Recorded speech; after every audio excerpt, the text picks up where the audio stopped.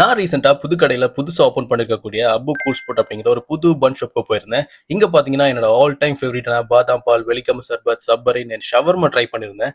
சத்தியமா சொல்றேன், வீடியோக்காக சொல்லல. பாதாம் பால் அண்ட் அவங்களோட ஸ்பெஷல் சர்பத்லாம் வேற மாதிரி ஐட்டம் கைஸ். கண்டிப்பா ட்ரை பண்ணி பாருங்க. பொருள் வர்த்து. ஐஸ்கிரீம், பாதாம் பாரபட்சம் இல்லாம அள்ளி போட்டு கொடுத்தாங்க. ஏன் சொல்றேன்னா, நார்மலா நம்ம வெளியில சாப்பிடுற பாதாம் பாலா இருக்கட்டும், சர்பத் ஐட்டமா இருக்கட்டும், அதை விட டிஃப்ரெண்டான டேஸ்ட்ல சூப்பரா இருந்தது. ஒரு வாட்டி ட்ரை பண்ணி பாருங்க. நான் ஏன் சொல்றேன்னு அப்போ புரியும். இது கூடவே அவங்களோட கிறிஸ்பி சிக்கன் சப்லாம் சீரியஸ்லி செம்மையா இருந்தது.